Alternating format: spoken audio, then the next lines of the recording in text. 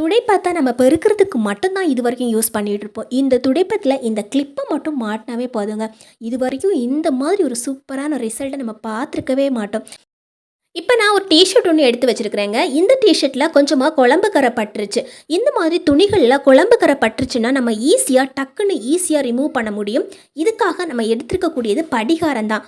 எல்லா கடைகளுமே படிகாரம் கிடைக்கும். படிகாரத்தை நம்ம நிறைய வழிகளில் யூஸ் பண்ணிக்கலாம். படிகாரத்தை கொஞ்ச நேரம் நம்ம இந்த மாதிரி ஃப்ரீசரில் வச்சு எடுக்கணும். அதாவது ஒரு 10 நிமிஷம் நம்ம ஃப்ரீசரில் வச்சுட்டு அதுக்கப்புறமா தான் எடுத்து யூஸ் பண்ண ஆரம்பிக்கணும்.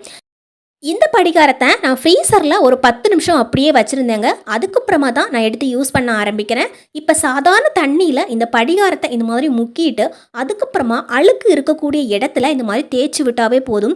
எந்த விதமான கரைகளாக இருந்தாலும் டக்குன்னு ரிமூவ் பண்ணுறதுக்கு இந்த படிகாரம் ரொம்ப ரொம்ப யூஸ்ஃபுல்லாக இருக்கும்.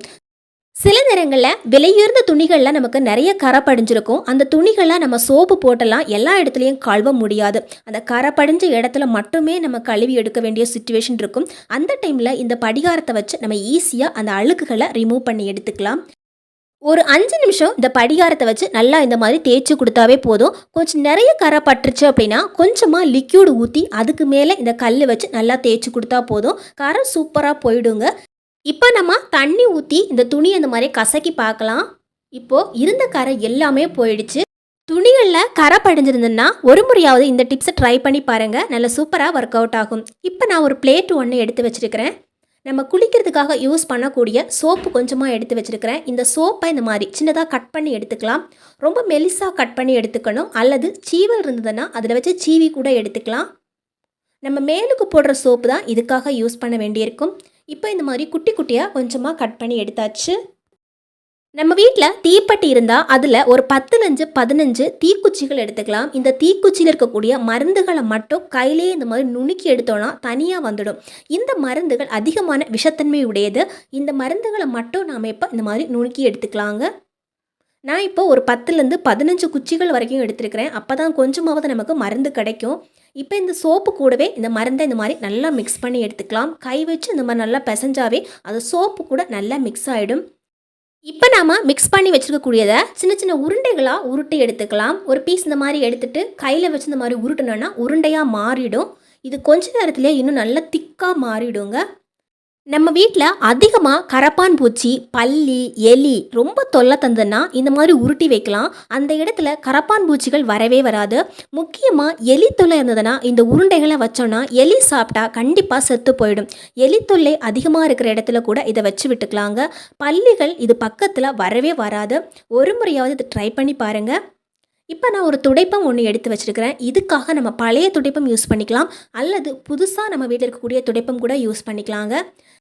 நான் இன்றைக்கி பழைய ஒரு துடைப்பம் தான் எடுத்துருக்கிறேன். இந்த துடைப்பத்தை நம்ம எடுத்த உடனே கை வச்சு இந்த மாதிரி 2ஆக எடுத்துக்கணும். அதாவது ஒரே துடைப்பம் தான். அந்த துடைப்பத்தை கை வச்சு இந்த மாதிரி பண்ணோன்னா அது 2ஆக ஸ்ப்ளிட் ஆன மாதிரி இருக்கும். துடைப்பத்துக்கு நடுப்பகுதியில் ஒரு இடைவெளி வேணும். அதுக்காக தான் நம்ம இந்த மாதிரி கை வச்சு 2 புறமும் இழுத்து கொடுத்துக்கிறோம். இப்போ நமக்கு தேவைப்படுறது ஒரு பழைய துணி. நான் இன்றைக்கி ஒரு டிஷர்ட் தான் எடுத்துருக்கிறேன். டிஷர்ட் எடுத்தோன்னா ரொம்ப ஈஸியாக இருக்கும். இப்போ இந்த டிஷர்ட்டில் இருக்கக்கூடிய கைப்பகுதி மட்டும் நம்ம தனியாக எடுத்துக்கலாங்க. டிஷர்ட்டில் இருக்கக்கூடிய கையில் இருக்கக்கூடிய ஓட்டை வழியாக இந்த குச்சி இந்த மாதிரி போட்டோன்னா இன்னொரு கை வழியாக அது வெளியே வந்துடுங்க. டிஷர்ட்டில் இருக்கக்கூடிய கையை மட்டும் இந்த மாதிரி நான் இழுத்து எடுத்துட்டேன். இப்போ இந்த ஒரு கை மட்டும் தனியாக வந்திருக்குது. இப்போ நம்மக்கிட்ட இருக்கக்கூடிய கிளிப்பு ஒன்று எடுத்துக்கலாம். நம்ம துணிகள் காய போடும்போது யூஸ் பண்ணக்கூடிய கிளிப்பு. துணியை இந்த மாதிரி கையிலேயே நல்லா டைட் பண்ணிவிட்டு இந்த கிளிப்பை இந்த பகுதியில் போட்டு விட்டுக்கலாங்க. இப்போ நம்ம துடைப்பத்தில் நடுப்பகுதியில் கொஞ்சம் ஓட்டை போட்டு வைக்கணும்னு சொன்னீங்களா, அந்த ஓட்டை வழியாக இந்த டிஷர்ட்டை இந்த மாதிரி உள்ளே இழுத்தி எடுத்துக்கலாம். இப்போ இந்த மாதிரி நல்லா இந்த மாதிரி வெளியே வந்துடும் இந்த டிஷர்ட். இதுக்கப்புறமா இந்த டிஷர்ட்டை மறுபடியும் நல்லா சுருட்டி உள்ளே எடுத்தோன்னா மறுபடியும் இந்த டிஷர்ட் உள்ளே வந்துடும். இப்போ இந்த டிஷர்ட்டை மறுபடியும் நம்ம சுற்றி எடுத்துக்கலாம். பெரிய டிஷர்ட்டாக எடுத்தோன்னா 2-3 முறை சுற்ற வேண்டியிருக்கும். அப்போ தான் நல்லா டைட்டாக வரும். இதுவே கொஞ்சம் சின்ன டிஷர்ட் எடுத்தோன்னா ஒரு முறை சுற்றினாவே டைட் ஆகிடுங்க. நான் இன்றைக்கி எடுத்துருக்கிறது கொஞ்சம் பெரிய டிஷர்ட். இப்போ இந்த மாதிரி நல்லா சுற்றி டைட் பண்ணியாச்சு. நம்மக்கிட்ட இருக்கக்கூடிய கிளிப்பை அங்கங்கே போட்டு வச்சோன்னா இது அசங்காமல் அப்படியே இருக்கும். அதனால் இந்த கிளிப்பை 4 சைட்லேயும் போட்டு வச்சுக்கிறேன். இப்போது இந்த கிளிப்பை 4 சைட்லேயும் ஒவ்வொன்றா போட்டு வச்சாச்சு. 4 சைட்லேயும் நம்ம கிளிப்பு போட்டதுக்கு அப்புறமா இது பார்க்குறதுக்கே நடுப்பகுதியில் நல்ல பெரிய ஓட்டை இருக்கிற மாதிரியே தெரியும். நம்ம வீட்டில் அதிகமாக கஷ்டப்பட்டு க்ளீன் பண்ணுற இடம் ஒன்றுன்னா அது ஃபேன் தான். தரையை நம்ம ஈஸியாக துடைச்சிடலாம், அதே மாதிரி ஈஸியாக துடைப்பத்தை கொண்டு நம்ம க்ளீன் பண்ணி எடுத்துடலாம். ஆனால் ஃபேன் துடைக்கிறது ரொம்ப ரொம்ப கஷ்டமான ஒரு விஷயம். இந்த துடைப்பத்தை வச்சு ஈஸியாக நம்ம இந்த மாதிரி க்ளீன் பண்ணி எடுத்துக்கலாங்க. நம்ம ஒரு பெரிய ஓட்டை மாதிரி ஒன்று போட்டு வச்சுருக்கிறதால அந்த இறகுகள் எல்லாமே இந்த ஓட்டைக்குள்ளே போகிறதுக்கு ரொம்ப ரொம்ப ஈஸியாக இருக்கும். சாதாரணமாக நம்ம ஃபேன் துடைக்கணும்னா ஃபேனோட அடிப்பகுதியில் கூட ஈஸியாக துடைச்சிடலாம். ஆனால் ஃபேனோட மேல் பகுதியில் தான் நிறையவே தூசி இருக்கும். அந்த தூசிகளெல்லாம் துடைக்கிறது கொஞ்சம் கஷ்டம். ஆனால் இதை வச்சு நம்ம ஈஸியாக துடைச்சி எடுத்துடலாங்க. வீட்டில் இருக்கக்கூடிய ஃபேனில் நிறைய அழுக்கு படிஞ்சிருந்ததுன்னா நம்ம மற்றவங்க உதவி இல்லாமல் அதை க்ளீன் பண்ணவே முடியாது. ஆனால் இந்த மெத்தடில் க்ளீன் பண்ணோன்னா யார் உதவியும் இல்லாமல் ஈஸியாக நம்ம க்ளீன் பண்ணி எடுக்க முடியும். கண்டிப்பாக உங்கள் வீட்டில் பழைய துடைப்பம் இருந்ததுன்னா ஒரு முறையாவது அதை ட்ரை பண்ணி பாருங்கள். நல்லா சூப்பராக ஒர்க் அவுட் ஆகும். அதே சமயத்தில் ஃபேன் ஃபுல்லாகவே நம்ம ஈஸியாக க்ளீன் பண்ணி எடுக்க முடியும். இப்போ நம்ம ஒரு பவுல் எடுத்துக்கலாம். இந்த பவுலில் அரை ஸ்பூனுக்கு பேக்கிங் சோடா எடுத்துக்கிறேன். அதே மாதிரி அரை ஸ்பூனுக்கு பவுடர் உப்பு எடுத்து வச்சுக்கிறேங்க. இப்போ நம்ம ஒரு எலுமிச்சை பழத்தை எடுத்துக்கலாம். இந்த எலுமிச்சை பழத்தை முதல்ல நம்ம பாதியாக கட் பண்ணி எடுத்துக்கலாங்க. இந்த பாதியாக கட் பண்ணி வச்சுக்கக்கூடிய எலுமிச்சை பழத்தில் இந்த ஜூஸ் எல்லாம் நம்ம தனியாக பிழிஞ்சு எடுத்துக்கவே கூடாது. அதுக்கு பதிலாக இந்த ஜூஸை நம்ம அப்படியே யூஸ் பண்ணிக்கணும். இப்போ நம்ம பார்க்குறது பார்த்திங்கன்னா ரொம்ப நாளாக உப்புக்கரை படிஞ்சிருக்கக்கூடிய ஒரு இடம் தான். அதாவது நம்ம வீட்டு பாத்ரூம்லேயோ அல்லது கிச்சன் டைல்ஸ்லேயோ அதிகமான உப்புக்கரை படிஞ்சதுன்னா அதை தேய்ச்சி ரொம்ப கஷ்டப்படும். அப்படி தேய்ச்சா கூட அது போகுமா அப்படின்னு கேட்டிங்கன்னா கண்டிப்பாக போகவே போகாது. ஆனால் இந்த மாதிரி செஞ்சு பாருங்கள், டக்குன்னு 5 நிமிஷத்தில் ஒரு சூப்பரான ரிசல்ட் கிடைக்கும்.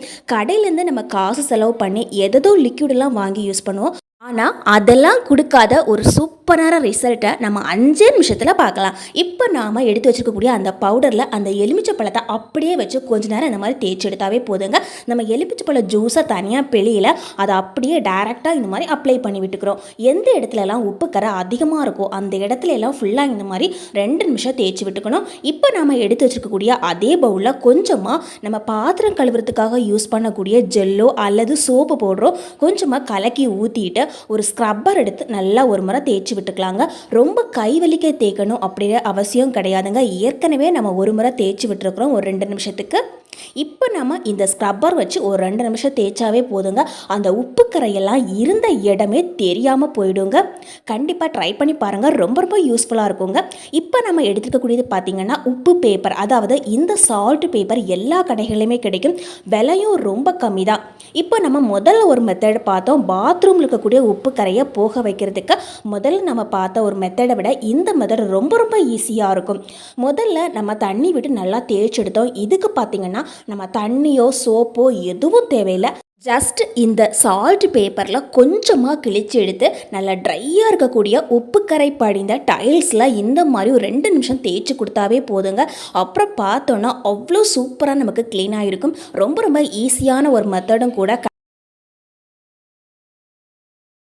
மாதிரி கொஞ்சம் குண்டாக இருக்கக்கூடிய பச்சை மிளகாய் எடுத்துக்கலாம், அல்லது நீளமாக இருக்கக்கூடிய பச்சை மிளகாய் கூட எடுத்துக்கலாம். முதல்ல நம்ம தேவைப்படுறது பார்த்திங்கன்னா இந்த பச்சை மிளகாய் இருக்கக்கூடிய இந்த காம்பு தான். பச்சை மிளகாய் இருக்கக்கூடிய காம்பை மட்டும் தனியாக கிள்ளி எடுத்துக்கலாங்க. இப்போ நம்ம ஒரு பவுல் எடுத்துக்கலாம். இதில் நம்ம 2 வெங்காயத்தை போட்டு வச்சுருக்கிறோம். நான் இன்றைக்கி சின்ன வெங்காயம் எடுத்துருக்கிறேன். இதுக்கு பதிலாக நம்ம பெரிய வெங்காயம் கூட யூஸ் பண்ணிக்கலாம். பெரிய வெங்காயம் யூஸ் பண்ணோம் அப்படின்னா குட்டி குட்டியாக கட் பண்ணி போட்டுக்கணும். அதே மாதிரி சின்ன வெங்காயம் யூஸ் பண்ணால் கூட அதை தோல் நீக்காமல் அப்படியே சின்ன சின்னதாக கட் பண்ணி போட்டுக்கலாங்க. இப்போ 2 வெங்காயத்தையும் நான் கட் பண்ணி போட்டுக்கிட்டேன். இந்த வெங்காயம்லாம் ஒன்றோட ஒன்று சேர்ந்துருக்கும். அதனால் கையிலேயே இந்த மாதிரி ஒரு முறை பிச்சு போட்டுக்கலாங்க. இப்போ வெங்காயத்தை நல்லா பிசைஞ்சு விட்டோன்னா அதுலேருந்து கொஞ்சம் தண்ணி மாதிரி வர ஆரம்பிக்கும். அதே மாதிரி வெங்காயம்லாம் தனித்தனியாக பிரிஞ்சிடும். இப்போ நமக்கு தேவைப்படுறது பார்த்திங்கன்னா அந்துருண்டை பவுடர். அதாவது நம்ம பாச்சா சூடம் அப்படின்னு சொல்லுவோம். இந்த பாச்சா சூடத்தோட விலை ரொம்ப கம்மி தான். இதை நல்லா பவுடர் பண்ணி எடுத்துக்கணும். பாச்சா சூடம் பார்க்குறதுக்கு கொஞ்சம் கெட்டியாகவே இருக்கும். இந்த பாச்சா சூடத்தை ஒரு கல் வச்சு நல்லா தட்டி எடுத்தோன்னா நல்லா பவுடராகி கிடைக்கும். பாச்சா சூட பவுடரையும் அந்த வெங்காயத்து கூட நல்லா மிக்ஸ் பண்ணி எடுத்துக்கிட்டோம். இப்போ நம்ம ஏற்கனவே கிள்ளி வச்சுக்கக்கூடிய இந்த பச்சை மிளகாவை எடுத்துக்கலாம். பச்சை மிளகாய் காம்பில் இந்த மாதிரி ஒரு பின்னு வச்சு நல்லா குத்தி எடுத்துக்கணுங்க. இந்த மாதிரி குத்தும் போது என்னாகும் அப்படின்னா அதில் ஒரு பெரிய ஓட்டை மாதிரி விழ ஆரம்பிக்கும். பச்சை மிளகாய்க்கு உள்ள நிறைய நெடியும் இருக்கும். அதே சமயத்தில் உள்ளே இருக்கக்கூடிய இந்த விதைகளும் வெளியே வர ஆரம்பிக்கும். இப்போ உள்ளே இருக்கக்கூடிய விதைகள் எல்லாமே நமக்கு வெளியே வர ஆரம்பிச்சிடுச்சு. ஒரு 4-5 விதைகளை நம்ம வெளியே தள்ளி எடுத்துட்டோம். இப்போ நம்ம ஏற்கனவே நல்லா மிக்ஸ் பண்ணி வச்சுருக்கக்கூடிய அந்த வெங்காய பேஸ்ட் இருக்கு இல்லைங்களா, அதை நம்ம உள்ளே இந்த மாதிரி தள்ளி விட்டுக்கலாங்க. ஒரு 4-5 வெங்காயத்தை நம்ம உள்ளே தள்ளுற அளவுக்கு உள்ளே நமக்கு இட வசதி இருக்குங்க. இப்போ சின்ன வெங்காயமாக இருக்கிறதால நல்ல மெலிசாக இருக்கும். உள்ளே ஈஸியாக போயிடும் நமக்கு. இதை நம்ம வீட்டில் செய்கிறதால நமக்கு ரொம்ப ரொம்ப யூஸ்ஃபுல்லான ஒரு விஷயம் நடக்குங்க. அது என்னென்னா, நம்ம வீட்டு கிச்சன்லேயோ நம்ம வீட்டு பெட்ரூம்லேயோ பார்த்தீங்கன்னா பெரிய பெரிய பல்லிகளாக வந்துட்டுருக்கோம். நம்ம எவ்வளோ விரட்டினாலும் சரி போகவே போகாது. அதே சமயத்தில் நம்ம வீட்டு கிச்சனில் பார்த்தீங்கன்னா நம்ம தூங்க போனதுக்கு அப்புறமா நிறைய கரப்பான் பூச்சிகள் மேய்ஞ்சிக்கிட்டே இருக்கும்.